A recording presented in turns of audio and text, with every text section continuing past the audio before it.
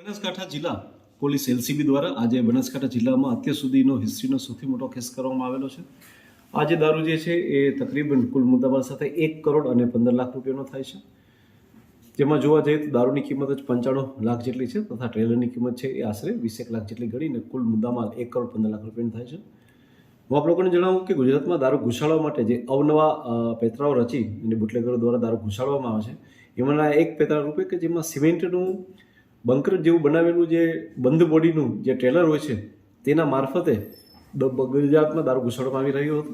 હાલમાં પોલીસે એક આરોપીની અટક કરેલી છે. જે આરોપીની અટક કરેલી છે એ છે સવાઈરામ જયરામ તારારામ જાટ કે જે બાડમેરનો છે, તેની પોલીસ દ્વારા અટક કરેલી છે. તથા આટલો મોટો ગુજરાતમાં જથ્થો જે મોકલનાર છે એ અનિલ પંડ્યા કરીને એક ખૂબ મોટો બુટલેગર છે કે જે રાજસ્થાનનો છે. પોલીસ દ્વારા તેનું પણ નામ ઓપન કરવામાં આવેલું છે. આ સિવાય પોલીસ દ્વારા આરોપીની અટક કરી અને ત્યારબાદ એના રિમાન્ડ લઈ આગળ દારૂ એ ગુજરાતમાં ક્યાં પહોંચાડવાના હતા એ પ્રકારનું પણ તમામ નેટવર્કને પોલીસ દ્વારા જે છે એ છૂટું પાડી દેવામાં આવશે અને તમામ આરોપીઓ પર કડકમાં કડક કાર્યવાહી પણ કરવામાં આવશે.